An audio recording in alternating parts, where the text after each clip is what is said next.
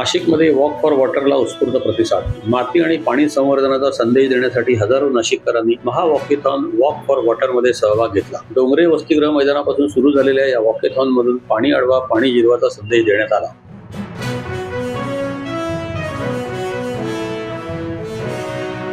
बातमी आहे सिंधुदुर्गची. सिंधुदुर्गच्या कुडाळ येथून करिअर कट्टा कार्यशाळेचा शुभारंभ. विद्यार्थ्यांना करिअरच्या विविध संधींची माहिती देण्यासाठी राज्यातील सर्व 36 जिल्ह्यात कार्यशाळा होणार. मधमाशी पालनासाठी 100 महाविद्यालयातही उपक्रम राबवला जाणार.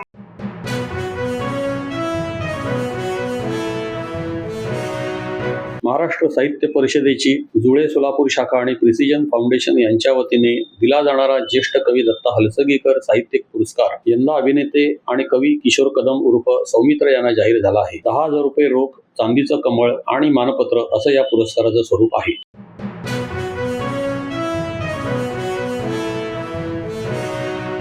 गणेशोत्सवाच्या काळात मुंबई आणि उपनगरातील वाढती गर्दी लक्षात घेता रेल्वेने मेगा ब्लॉक टाळावा, तसेच गरजेनुसार मध्यरात्रीपर्यंत मेट्रो सेवा सुरू ठेवावी अशी सूचना मुंबईचे पालकमंत्री MP लोढा यांनी केली. गर्दीच्या पार्श्वभूमीवर मेट्रो आणि रेल्वे प्रशासनाने अतिरिक्त सेवा, सुरक्षा व्यवस्था आणि प्रभावी गर्दी नियंत्रणाची अंमलबजावणी करावी अशी अपेक्षाही त्यांनी व्यक्त केली.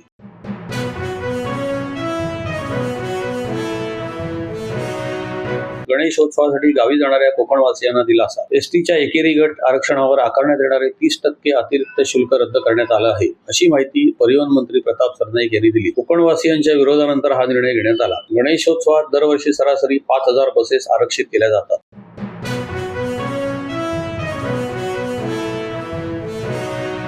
सर्वोच्च न्यायालयाने न्यायिक सेवा परीक्षा देण्यासाठी आवश्यक 3 वर्षाच्या वकिली अनुभवाची अट शिथिल करून किमान 1 वर्षाचा अनुभव अनिवार्य केला आहे. नवीन नियम 1 एप्रिल 2027 नंतर जारी होणाऱ्या अधिसूचनेतील परीक्षांना लागू होईल. पात्र उमेदवारांना न्यायिक अकादमीत प्रशिक्षण आणि त्यानंतर 1 वर्ष सहाय्यक म्हणून काम करावे लागणार आहे.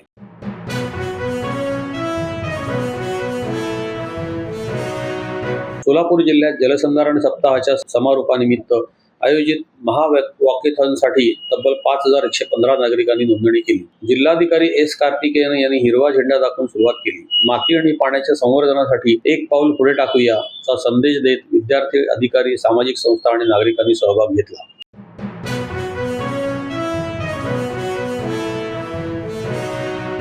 रत्नागिरीत महावॉकेथॉन वॉक फॉर वॉटरला उत्स्फूर्त प्रतिसाद. पाण्याचा प्रत्येक थेंब जपूया, दुष्काळमुक्त महाराष्ट्र घडवूया असा संकल्प करीत विद्यार्थी, नागरिक आणि सामाजिक संस्थांच्या प्रतिनिधींनी 3 किलोमीटर महावॉकेथॉनमध्ये सहभाग घेतला. जयस्तंभ चौकापासून सुरू झालेल्या या उपक्रमातून जलसंधारणाचा संदेश देण्यात आला.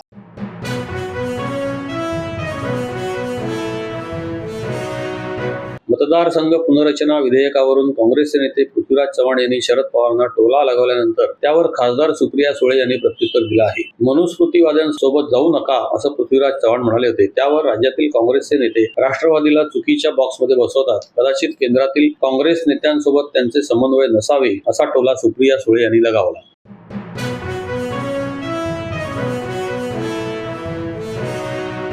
काजलनं सलग दुसऱ्या U20 कुस्ती जागतिक विजेतेपद पटकावलं. भारताची कुस्तीपटू काजलने U20 कुस्ती जागतिक अजिंक्यपद स्पर्धेत 76 किलो वजनी गटात सुवर्ण पदक जिंकले. स्लोव्हाकियात झालेल्या अंतिम लढतीत तिने चीनच्या जिंगरू सनचा 7-0 असा दणदणीत पराभव केला. काजलने सलग दुसऱ्यांदा U20 विश्वविजेतेपद मिळवत ऐतिहासिक कामगिरी केली. दरम्यान तनु शर्मा आणि सविता यांनी अनुक्रमे 72 किलो आणि 62 किलो वजनी गटात रौप्य पदक पटकावलं.